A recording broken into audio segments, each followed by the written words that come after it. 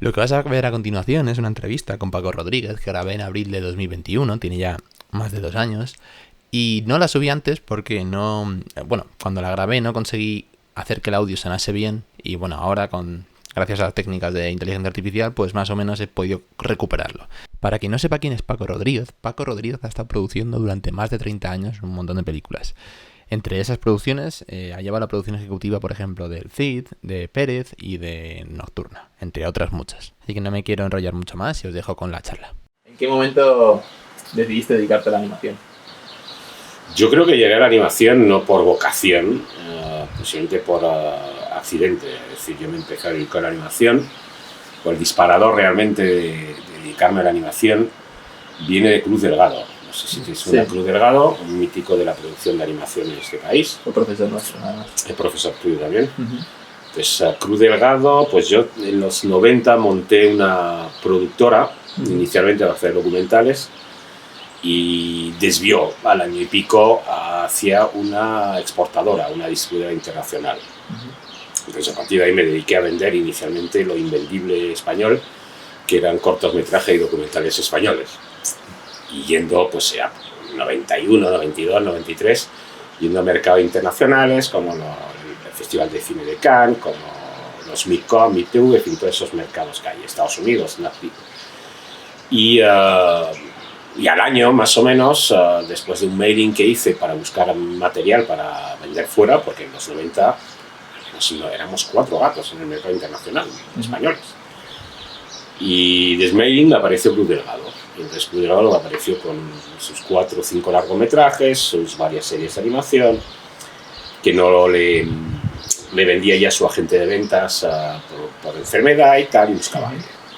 Yo no era nadie, el tipo confió en mí y a partir de ahí me cedió su catálogo y empecé a vender.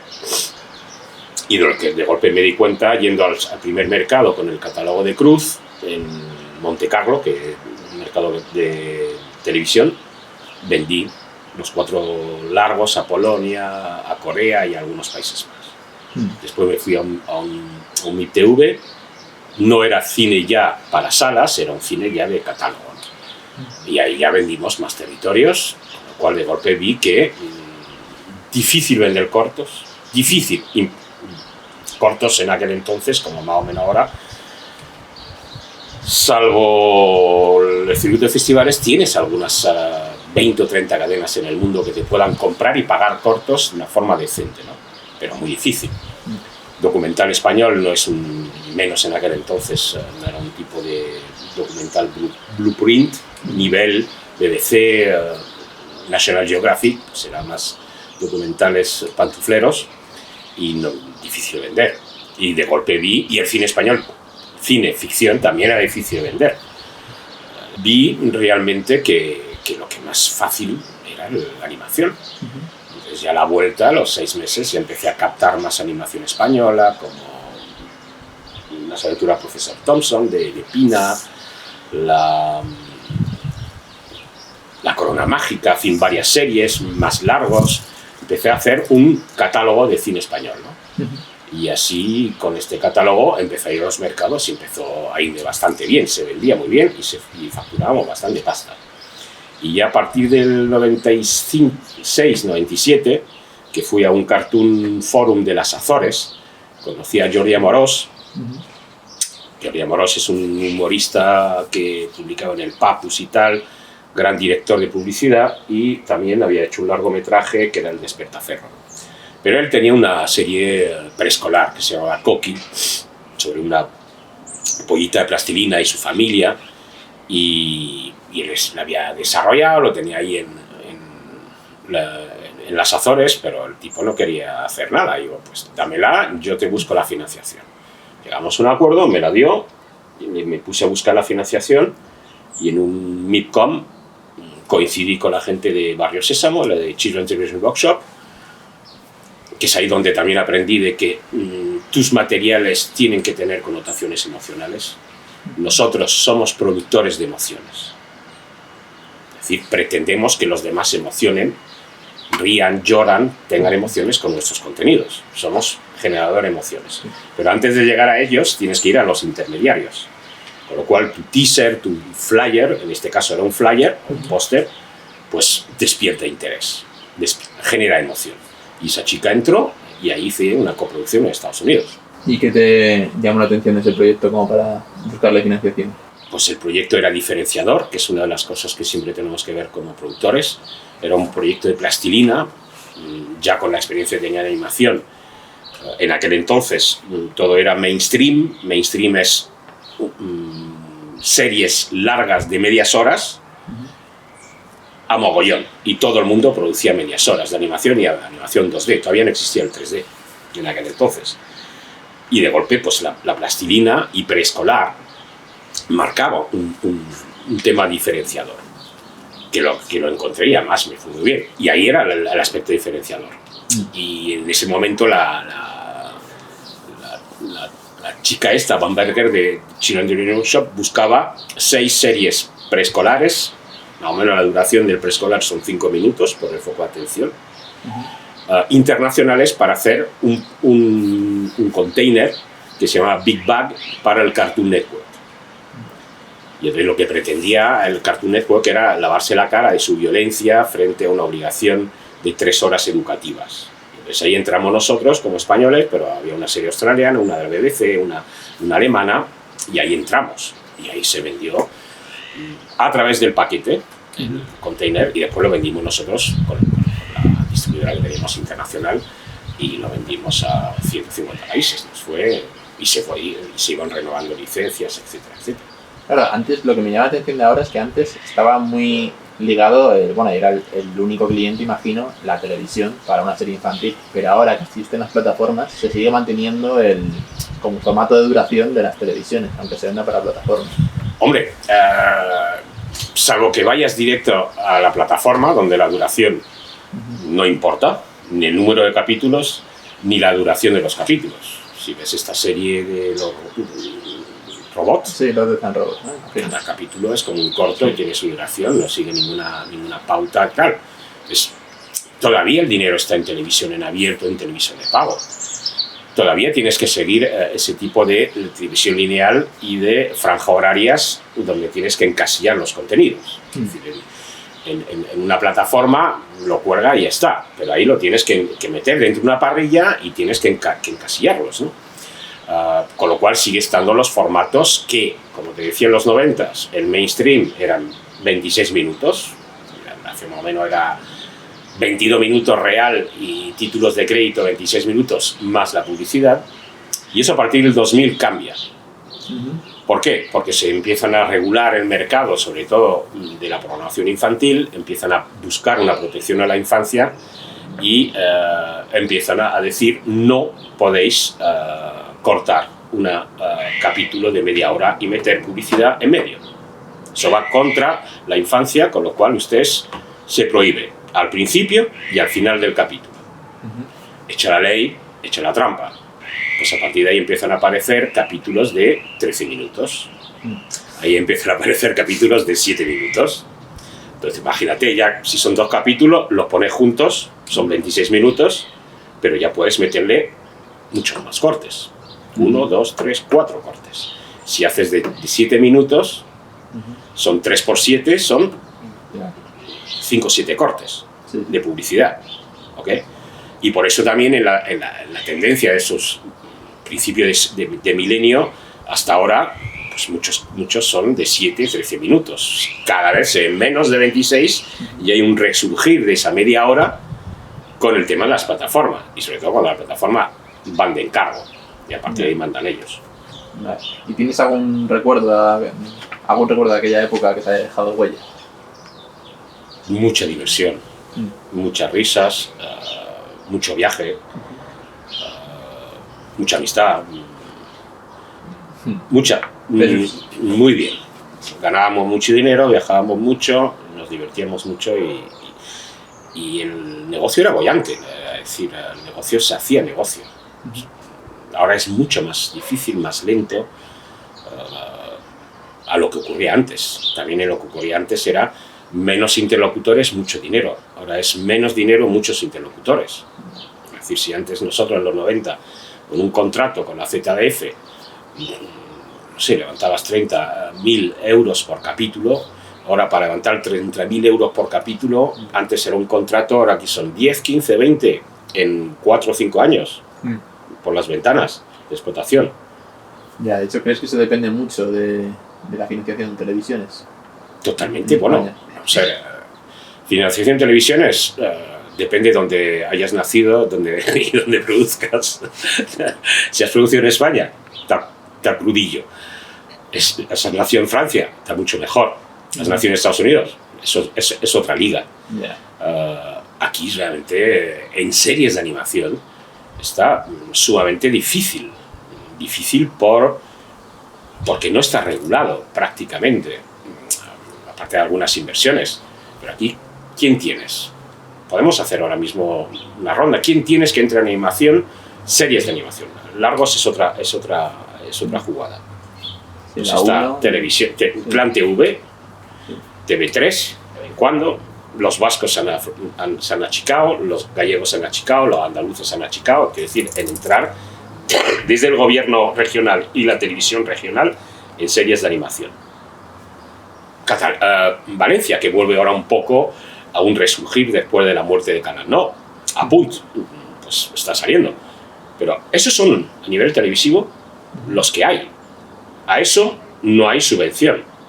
Nosotros luchamos 10 años para tenerlo, los últimos 2 años llegó la crisis. No tuvimos subvenciones. Ya no la hay, no existe.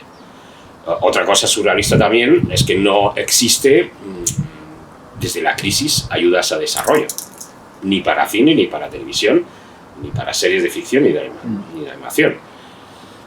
La otra pata que te queda, aparte de la televisión, la desgravación fiscal. Sí, además las únicas ayudas a desarrollo que hay, y yo sepa, son las de la Comunidad de Madrid de momento. Ahora por la Comunidad de Madrid, sí, porque ha estado Manuel Cristóbal de Tar con su mano, pero si no, es una cosa totalmente contradictoria y surrealista del país surrealista en el que vivimos. ¿Por qué tú pones 30 millones a ayudas a largos, producción, y te va a gastar 30 millones, que no es, podría ser 100, pero no das ayuda a desarrollo? Nada. Antes de llegar a producir hay que desarrollar. Y si tú no desarrollas, o desarrollas mal, producirás mal.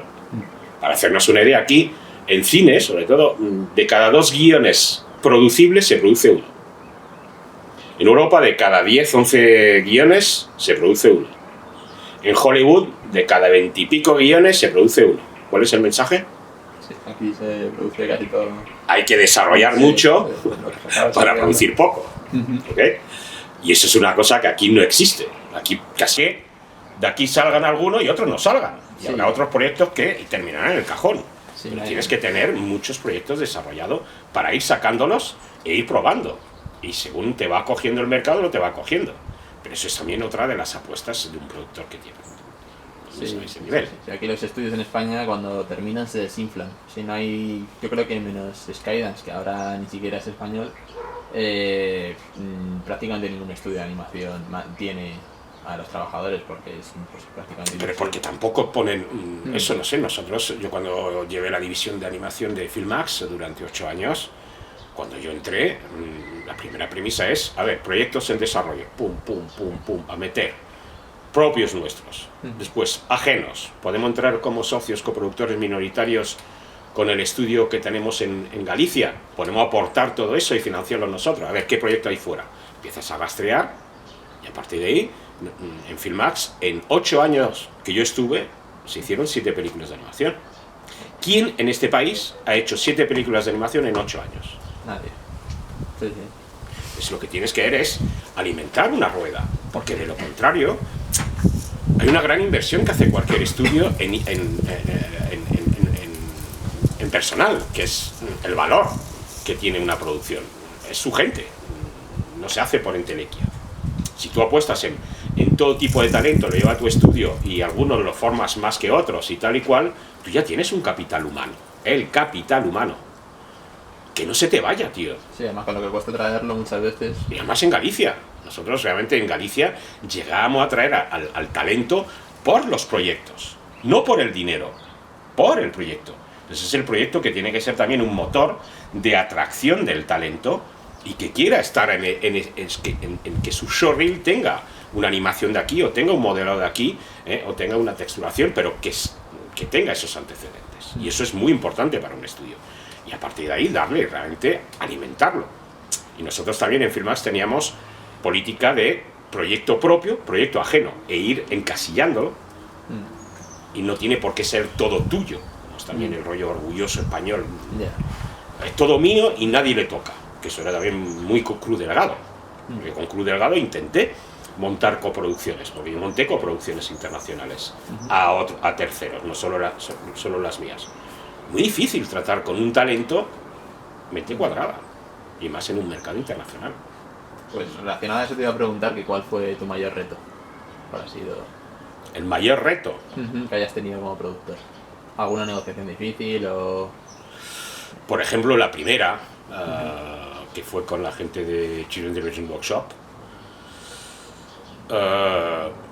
y éramos muy pequeños. En fin, yo casi no era nadie, Jordi tampoco, salvo aquí en España. Jordi no hablaba prácticamente idiomas, y de golpe tú vas a Nueva York a negociar con un pedazo de gran empresa americana. Y tú no eres nadie. Primero, no tienes ni para pagarte un abogado a $500-600 la hora. Todo el mundo aquí te decía, tío, la primera cosa que tienes que hacer a negociar en Estados Unidos es tomar un abogado. Yo sí, pero yo no tengo 600 la hora, y ¿qué me voy a gastar? No sé, 6, 10.000, 20.000, 30.000 dólares, y yo no tengo 20 o 30.000 dólares para pagar un abogado de Estados Unidos. Reto. Voy solo.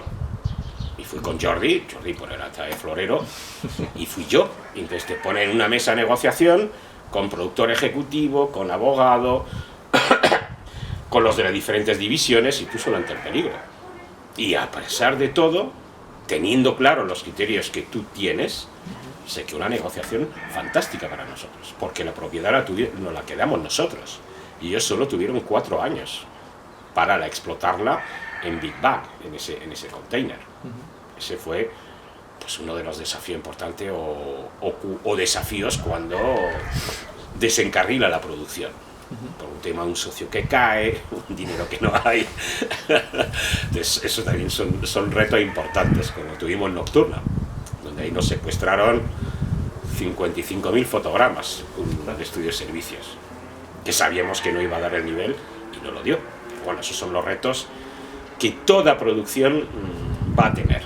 Nada fluye fantásticamente bien. No creo que haya ninguna más. Lo que defino yo es: el camino del productor es el camino del héroe. En lo que se conoce es el libro del camino del héroe, sobre todo a nivel escritura de guión. Pues es un poco eso. Subes y bajas continuamente en la montaña rusa emocional de la producción. Me ha gustado mucho la respuesta. Y relacionado con toda esa época, ¿a ti qué te hubiese gustado saber antes de empezar? Todo. Vamos a ver, yo lo diría que nosotros en esa época éramos paracaidistas. En esa época, estoy hablando de los años 80, estoy hablando de los años 90, no había realmente formación. Quiero decir, aprender a ser productor, de hecho todavía sigue sin haber realmente una formación solvente o tal. Sí, hay gente que lo hace, yo mismo formo producción, pero es un trabajo muy complejo, muy difícil, y que se aprende a golpe de pulmón y de prueba error. Y ya me hubiese gustado haber recibido un curso de Paco Rodríguez hace 30 años. Me hubiese ayudado un montón, o al menos me hubiese hecho entender muchas cosas que con el tiempo las aprendes, pero tardan en aprenderlas. Por ejemplo, esa cámara fotográfica o de vídeo tiene un precio. Aquí, en Honolulu y en Istambul. Y pueda tener un margen de descuento. Una película no. Una película la puedes vender por 100 euros, por 1.000 euros, por 10.000 euros, por 100.000 euros, por medio millón de euros y por 1 millón de euros. A un cliente. Y es la misma película, que te ha costado lo que te haya costado. Eso ya es, para empezar, es difícil entender por qué una obra que ha costado 2 millones, 3 millones, la puede vender por 100, por 1.000, por 10.000. ¿Por qué? Eso ya es complejo de entender. ¿Okay? Y ya depende de unos parámetros que va desde el país, la población del país, si es un país rico, si es un país pobre, depende a quién se la estás vendiendo, si es una tele, si es la más de mayor audiencia, de menor audiencia, en fin, hay toda una serie de parámetros para aplicar un precio sumamente complicado. Y cuando yo incorporaba en la estructura de ventas en los 90 a nuevos comerciales, tardaban de medio año, un año en entender el negocio. O sea, que hay una fase de training importante de formación. Entonces yo creo que la formación es clave para esto, y sobre todo también la formación en un mundo muy cambiante y ahora mismo con un cambio de paradigma que te lo está revolucionando todo. Entonces más vale que te formes antes de tirarte al ruedo, porque de lo contrario hay cosas básicas que deberías saber. Si estás 100% de acuerdo con que si la producción se aprende practicando, o sea, en el día a día, o hay algo que se pueda estudiar. Yo creo que se puede estudiar lo básico, ¿okay? Y después lo otro se aprende, se aprende simplemente porque cada película es un prototipo, es única. Ninguna película es igual, todas son diferentes. Y todas en su proceso son diferentes. Ahora, hay un denominador común de reglas que se aplican a todas las películas. Esas reglas básicas son las que deberías saber. Empezando por el aspecto legal. Contrata bien, vivirás mejor. Contrata mal y te has metido en unos jardines de mucho cuidado. Entonces ya simplemente saber contratar el talento, que es los primeros ladrillos de una obra, de la cadena de derechos, pues ya es una... Y otra cosa es importante es que tú negocias. No es un abogado el que va a negociar con un guionista o un director. No, tú eres el que negocias. Entonces, antemano tienes que tener unos mínimos conceptos legales básicos de lo que estás contratando frente a las autorías, y después lo que estás vendiendo a terceros. Y eso ya para mí es básico. A conocer también pues las premisas de un buen desarrollo y de una buena investigación y un buen benchmarking del tipo de película que quieres hacer. Arremangarte y hacer un estudio de mercado para terminar sacando conclusiones. Y no, bueno, pues muchas veces aquí se ha producido con el corazón y menos con la cabeza. Y muchas veces aquí también en cine, en todas estas décadas, ya menos debido a la crisis, realmente se vivía de la producción, se vivía del presupuesto de producción, pero no se vivía tanto de la explotación, de llevar realmente tu película al mercado internacional. Por eso te digo, en los 90 éramos 4 matados, porque no había nadie por allí. Y en esa época, o sea, con el dinero de una película española, o sea, con el dinero del mercado español, ¿se abastecía el presupuesto?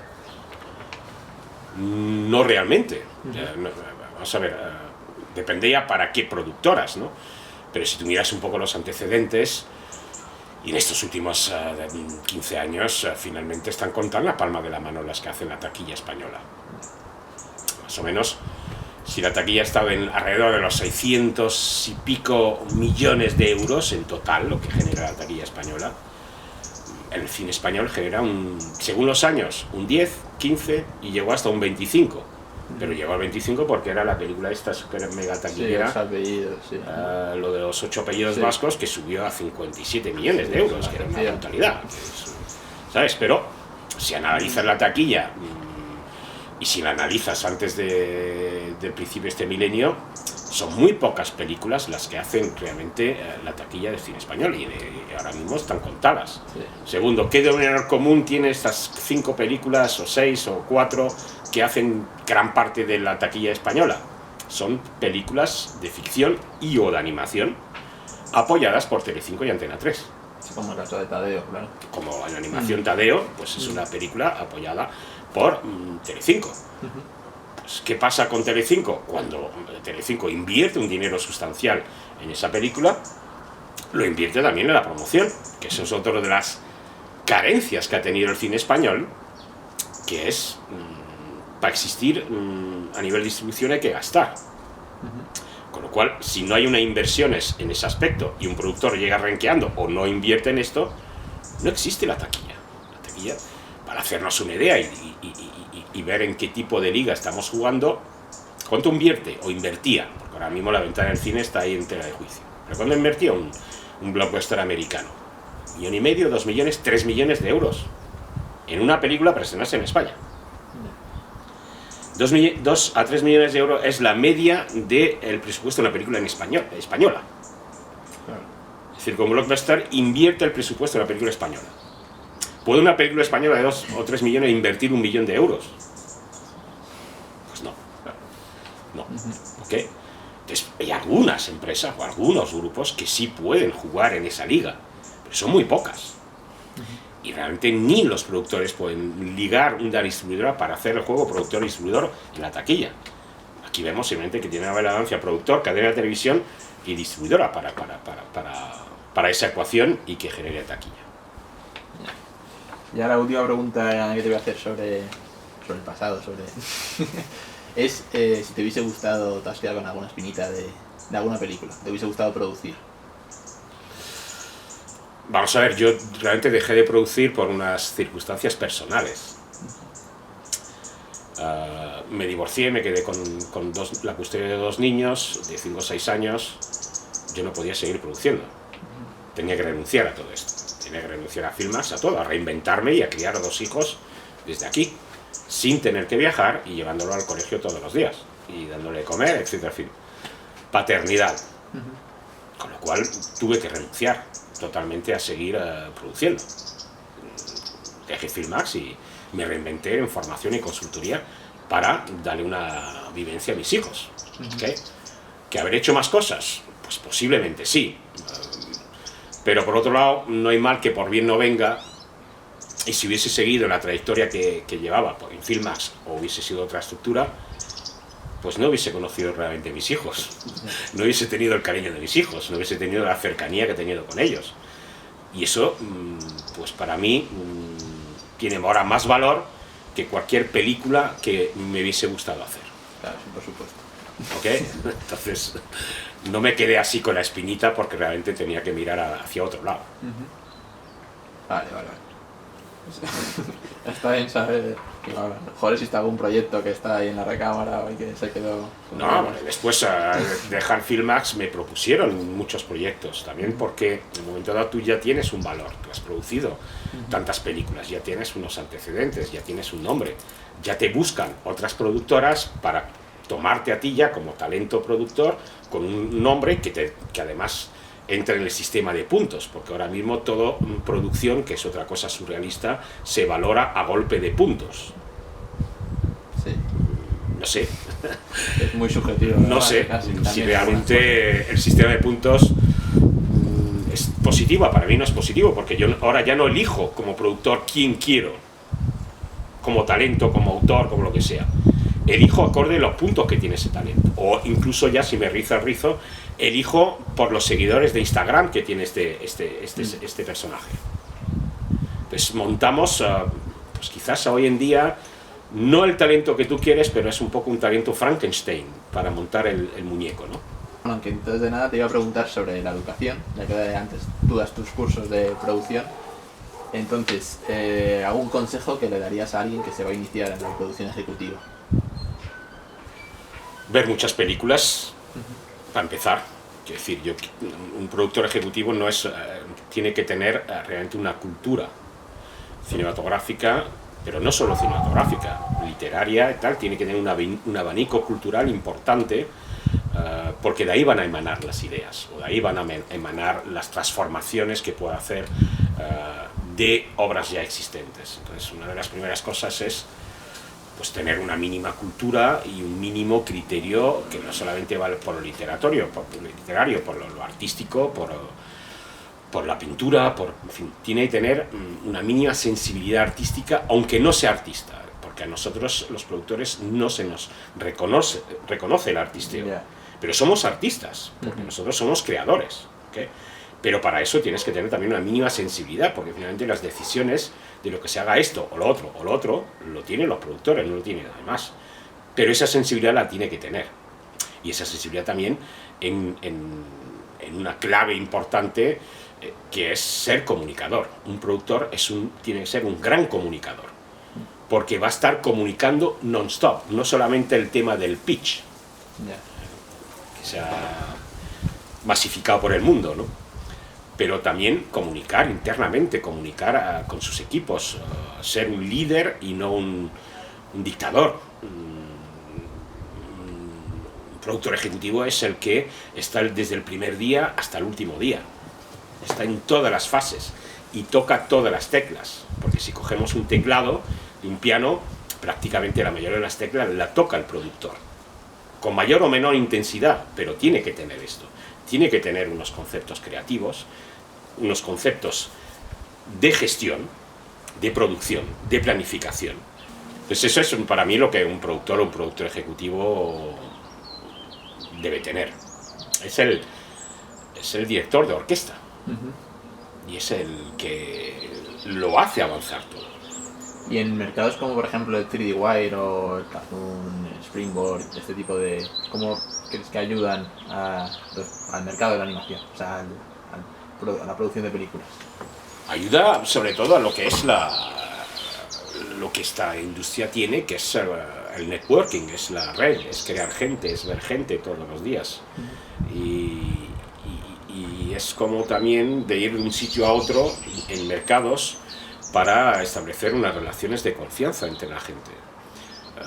Piensa que si tú entras como productor a hacer una película de 2 o 3 millones, y estoy hablando de la liga española, imagínate que eres americano y entras en una película a hacer 50, 70, 100 millones.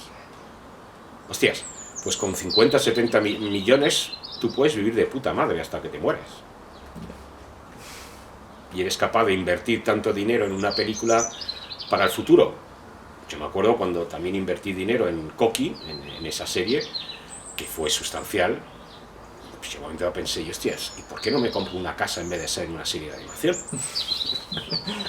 Podría con este dinero que estoy metiendo aquí en esta serie hacer una serie, una casa en vez de una serie. Tendría ya una casa y no tendría una serie, ¿no? Entonces, creo que a ese nivel, me estoy perdiendo el hilo, estamos hablando de los mercados de animación. De los mercados. Los mercados ayudan mucho porque finalmente todo se basa en las relaciones humanas y del contacto humano.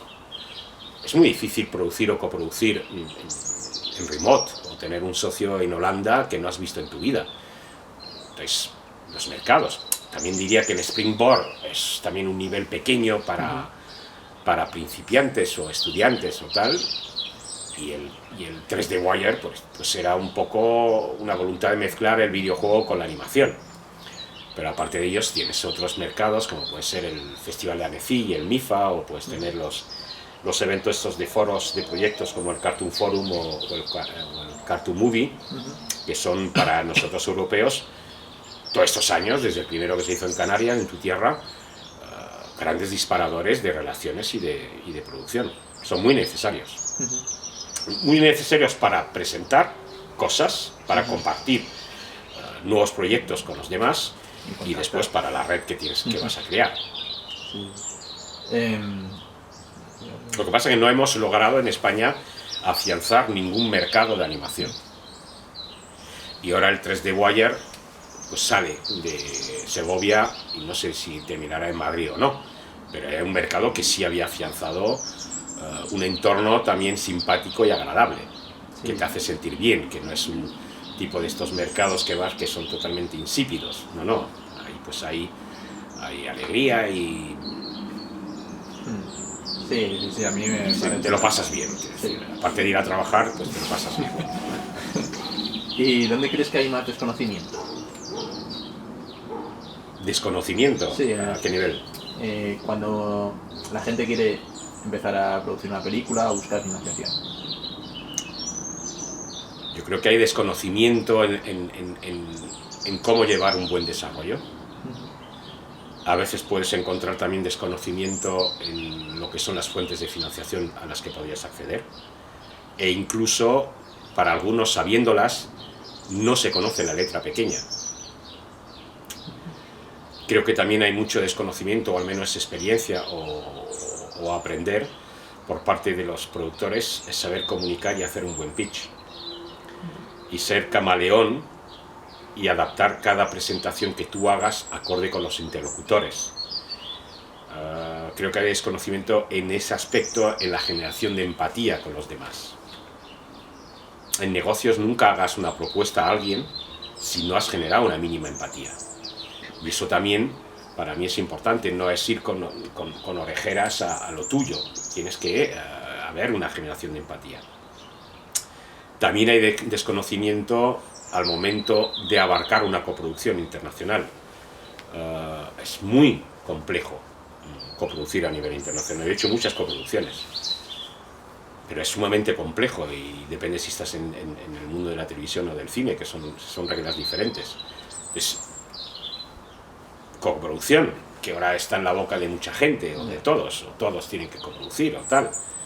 Pues yo creo que ahí también el productor debería profundizar y saber realmente montar acuerdos de coproducción internacional, ya sean por una vía oficial, bajo tratados bilaterales o convenciones europea o latinoamericana, o por la vía no oficial, pero eso también es complejo.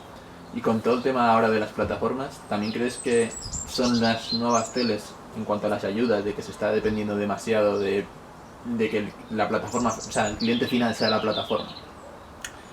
Hombre, yo creo que ahora mismo hay una reflexión importante a hacerse por parte del productor. Quiero ser productor que tiene derechos, es decir, tengo propiedad intelectual, tengo IP, tengo derechos patrimoniales como productor, o no, o renuncio totalmente a mi IP, renuncio a mis derechos. Y yo soy meramente un productor ejecutivo de una plataforma, donde tengo un sueldo o tengo un porcentaje sobre la producción, pero bueno, tengo una remuneración, que puede ser una combinación de las dos cosas o tal, pero no deja de ser una remuneración.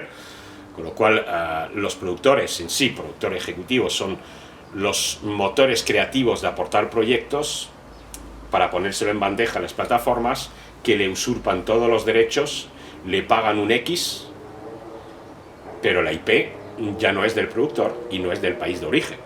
Con lo cual, todo lo que esa IP genere después con la plataforma, porque la plataforma le dará su primer uso en su plataforma, y una vez que lo tenga amortizado y más vista en el TVO, pues a partir de ahí lo venderá a una de pago, a un abierto, o a otra plataforma, o tal, pero empezará a cambiar cromos también, puede ser, te pago, pero empezará a tener ingresos. ¿De quién son esos ingresos? De la plataforma, no del productor.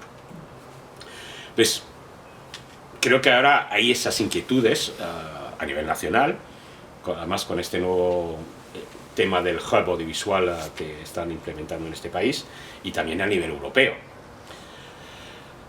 donde empezarán los franceses indudablemente a regular el mercado, o a regular ellos, y ellos ya han empezado a regular las plataformas en el mercado francés, y yo creo que ahí de nuevo pues tiene que haber un freno, o más que un freno, otro tipo de condiciones para que tú como plataforma puedas entrar en contenido europeo y que realmente el productor tenga un mínimo de propiedad sobre ello, porque si realmente un productor no tiene una acumulación de IPs en su catálogo que termina siendo un activo de cara al futuro para ir generando más dinero, y eso no lo tienes, ¿qué sentido ser productor?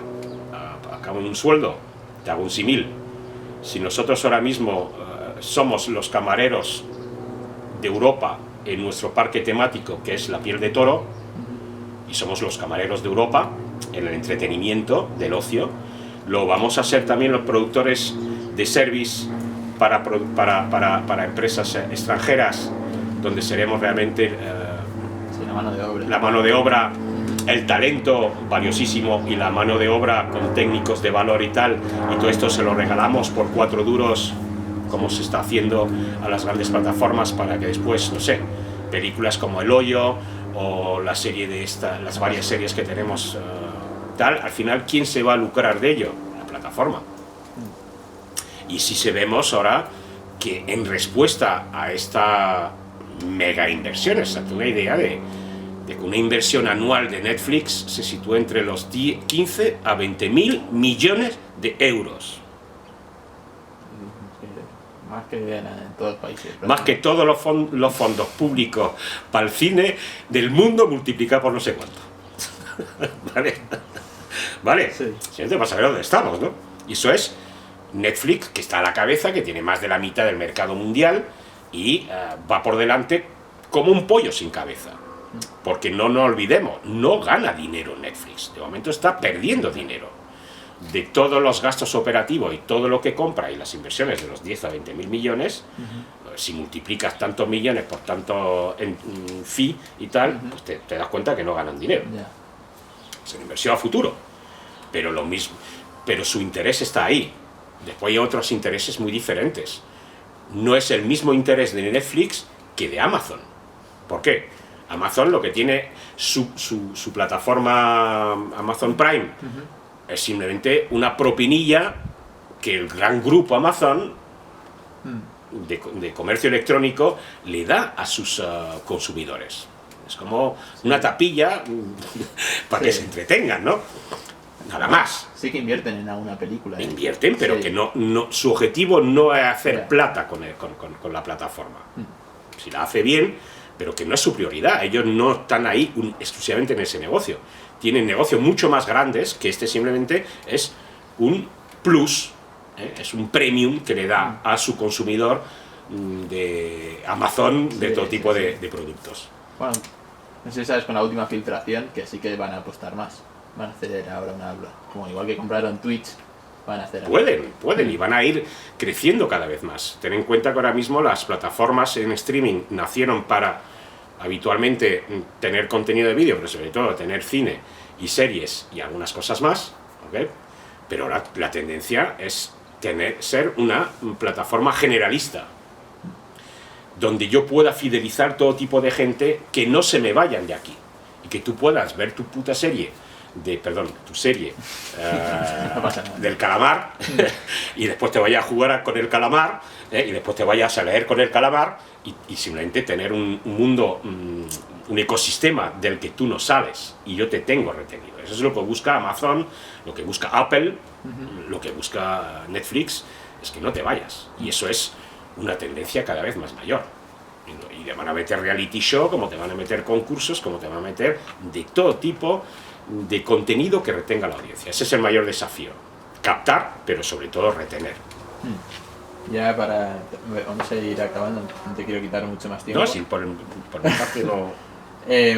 Y hablando más de la figura del productor, del Nobel, te voy a hacer dos preguntas. Y una es, ¿cuál es el error más común que ves? Y otra es, ¿qué tipo de mentalidad crees que debe tener un productor ejecutivo? Errores hay muchos, pero por ejemplo, uno muy común que lo vemos, y sobre todo lo veo yo, más que por voluntad, por necesidad, es cuando un autor se hace productor. El binomio guionista-productor, el binomio guionista-director y productor, es muy común en Europa y es muy común en Latinoamérica. Pero es sobre todo por una necesidad del autor, y habitualmente no son productores al uso. Son la consecuencia de querer yo como autor hacer una película, nadie me la produce y me la produzco a mí mismo. Una segunda cosa que sí también ocurre mucho en el Nobel es, por ejemplo, no tener conciencia de la necesidad de una capacidad financiera. ¿Qué quiere decir esto? Yo soy Nobel, me monto un proyecto, lo desarrollo, tengo un guión y solicito ayudas públicas, aunque ahora es muy difícil para un Nobel pelado, sin nada, sin antecedentes, sin filmografía, sin producción ejecutiva de esto, llegar a tener una ayuda. ¿Okay? Eso ya para empezar. Pero bueno, en el supuesto caso que puedas lograr unos derechos de antena o puedes lograr una subvención pura y dura o tal, la capacidad financiera es, soy capaz de levantar este dinero en el mundo financiero para anticiparlo para la producción y cobrarlo después de la tele o de la ayuda.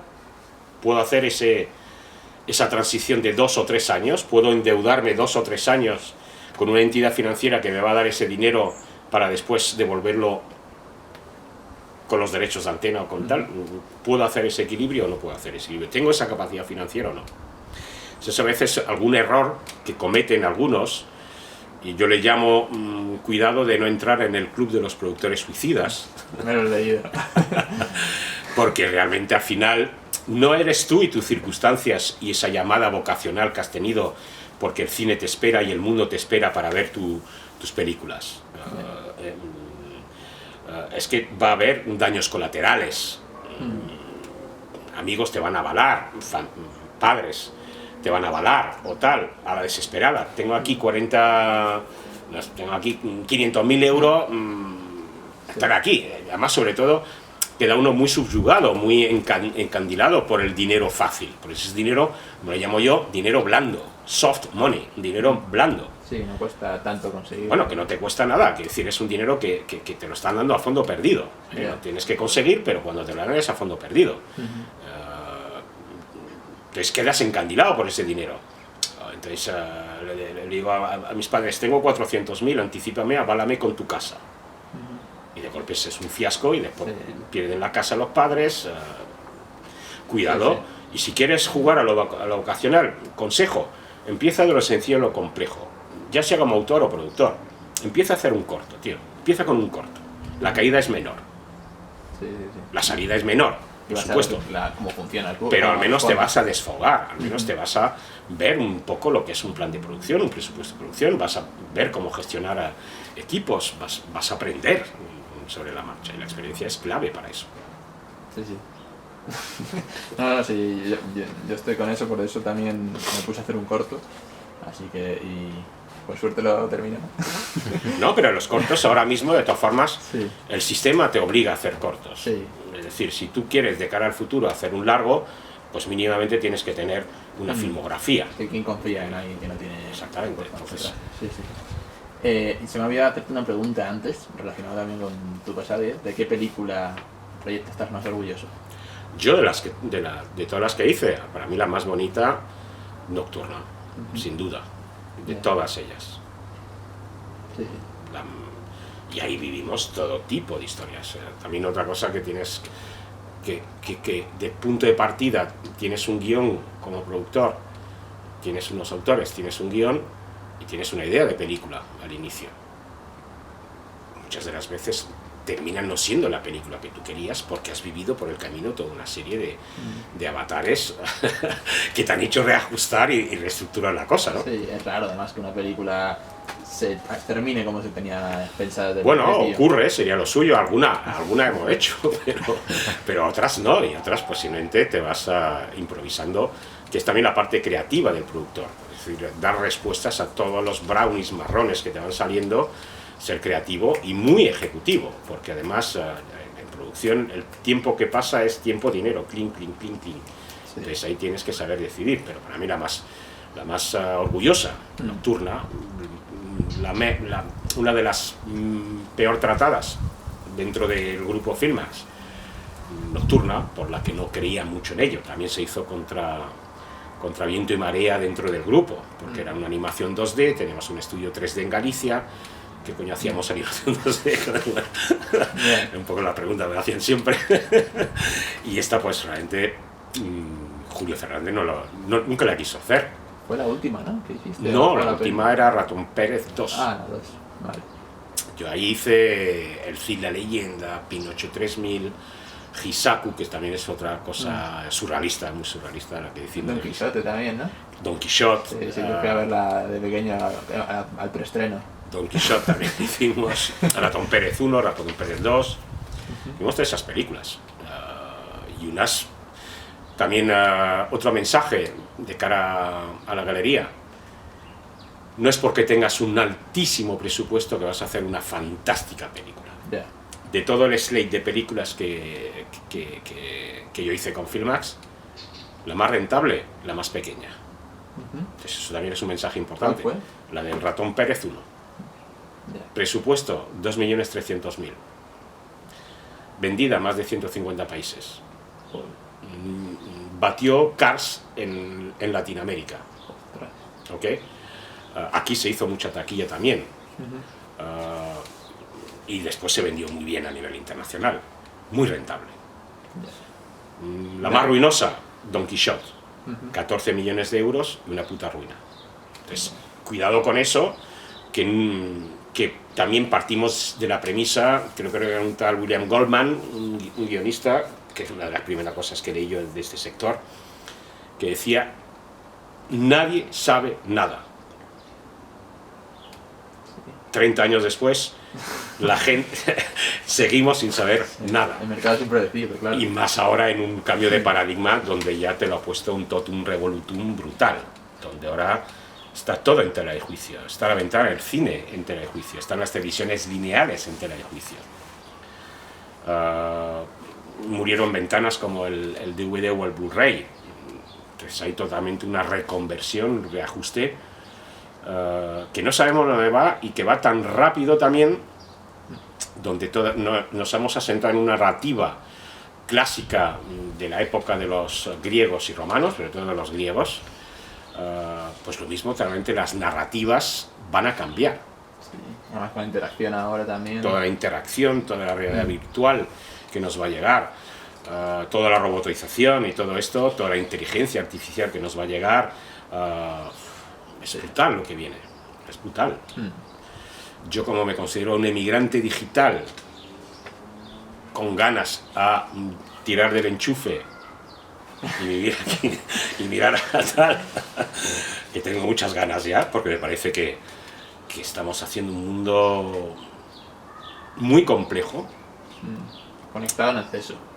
conectado en exceso, que va contra un tema muy importante, que es la economía de la atención, es decir, la atención que le prestamos a las cosas. Hoy en día la atención es un bien que cada día es más raro y escasea. La atención para nuestro sector es como las verduras de mi huerta o el pescado que caduca. Sí. Y se fue. Hoy hay una oferta cinematográfica, televisiva, de ocio brutal. Ahora, ¿cuál es nuestra atención? El tiempo mío. ¿Cuánto es mi tiempo? Poquito. Con lo cual tenemos una oferta gigantesca, inmensa, para una demanda pequeña, que es la limitación que tenemos todos nosotros de tiempo al día. Y si te hago la pregunta, ¿cuánto tiempo tienes de verdad de la buena para ti solo, para decir lo que yo quiero y donde yo quiero poner una atención hoy, libremente, no porque vaya a currar, no porque mi mujer me ha pedido atención y me sienta ahí y me suelte la chapa de su vida de ese día, mis hijos o tal, no, para ti, poca, porque no es poca, poquísima. De hecho, no sé si lo escuchaste, creo que es del CEO de Netflix, decir que su mayor enemigo no son otras plataformas, es el sueño, es el tiempo que pasamos durmiendo. Porque es tiempo desperdiciado que podríamos estar viendo contenido. Ya, pero... Se da hasta miedo. Da miedo, no, vamos a ver, lo que está pasando intramuros a efectos tecnológicos, informático y tal, en cómo nos manipulan, es brutal. Ya sea Netflix, ya sea el Zuckerberg este de los cojones, el Zuckerberg, o toda esta panda, cómo nos tienen realmente pillados y cómo sutilmente nos esclavizan realmente a unas necesidades que no eran. Desde la publicidad, pero ahora es un tanto esto, es decir, crear, es decir, ahora mismo, pues, que tiene el dilema, ¿veo el calamar o no veo el calamar? Sí, sí. Y si no veo el calamar, eres un paria porque no has visto el calamar. Sí, eres un inculto, sí, Eres un inculto, estás fuera de la sociedad, eres un activista negativo de los contenidos. Sí, sí, parece. Pues creo que hasta aquí, si quieres decir algo más... No No. No sé. Si quieres meto una cuñica publicitaria del que quiera realmente saber más de mí o doy formación, pues doy sobre todo formación al negocio en sí. Es decir, hay mucha formación para cómo ser artista, ¿no? De estos tienes un montón, cómo escribir, cómo dirigir, cómo esto. Cómo ser productor hay poco. Entonces detecté también que había una necesidad y había un mercado y de eso llevo viviendo hace ya 14 años. Ya, quizá demasiado poco porque yo menos Mr. Cole de Belly, que lo veo más para la parte de producción. Es producción pura y dura, de dirección de producción, de gestión de producción. Pero producción ejecutiva no he visto más que lo tuyo. Muy poco, Ya. muy poco. Prácticamente He visto en algún business school, por ejemplo, o quizás EABE en Bélgica, quizás alguna formación que exista en Francia, pero es una cosa que no promueven. Es decir, la mayor carencia en Latinoamérica, que trabajo mucho con Latinoamérica y tengo alumnos y voy allí a dar formación, que pasa un poco como aquí, hay mucho creativo, pero más en Latinoamérica, aquí tenemos más experiencia, tenemos más trayectoria, pero allí hay mucho creativo, poco productor. Y finalmente el que hace avanzar y dispara proyectos y los hace avanzar y existir es el productor, no el creador. Y ahí sobran creadores, faltan productores. Sí, de hecho en el tipo de convocatorias estas que hace Cartoon Network para generar series, hay una cantidad de solicitudes de gente que quiere producir series en Latinoamérica de animación enorme. Enorme. No, y están ya disparando muchos proyectos en Latinoamérica desde Estados Unidos, desde el Cartoon Network o desde Netflix o tal, están disparando. Pero si miras un poco, sobre todo con Netflix, o miras las noticias de cuando dicen, bueno, estas últimas series ha entrado Netflix, en estas últimas... Mira, sigue siendo un talento de Estados Unidos, sigue siendo... Simplemente usando... Tal, han empezado a tomar algún talento local, ¿no? Como Maya y los Tres, por ejemplo, con Jorge Gutiérrez, pero sí, de todas formas, Disney ha entrado en una película colombiana ahora mismo, no colombiana, de Disney, pero sobre temática colombiana, y también ten en cuenta que van a ir lo que hicieron con nosotros los Yankees, que era robar la cosmología y todo lo que era la herencia cultural de cuentos, que lo hizo Disney en gran parte con Europa, todos los cuentos clásicos, pues la cosmología latinoamericana, si no espabilan a los latinoamericanos, se la van a mangar directamente los Yankees otra vez. Pero también, ¿cómo te defiendes de eso si no existen unos derechos de esos cuentos, realmente? Bueno, pues eso es un dominio público. Dentro del dominio público, a partir de ahí, no sé, nosotros en Filmax, que fue una política también de línea editorial, no somos nadie en el mercado, ¿cómo podemos ser alguien? Vamos a lanzar con premisas conocidas para abrir más el mercado. Pinocho, dominio público. Sí. ¿Okay? Pero cuando tú tienes un dominio público, si tú haces una nueva transformación de ese dominio público en otra historia, a partir de ahí tú ya tienes unos derechos patrimoniales sobre esto, porque acabas de hacer una transformación. Lo mismo con el Ratón Pérez o el Cid la leyenda. Pero si tú transformas en otra historia, ya deja de ser esa obra dominio público y el Quijote o el Cid sigue siendo dominio público. Pero cuando haces dominio público tienes siempre el peligro de que venga otro y haga lo mismo. Ya. ¿Eh? Sí, no hay... No hay una protección legal sobre esto. Como a Cervantes, te pueden hacer la segunda parte. Exactamente. Pues creo que sale otra del Quijote. Y seguirán saliendo más. Sí. Si yo cuando me puse a hacer el Quijote, flipas todo lo que se ha hecho sobre el Quijote.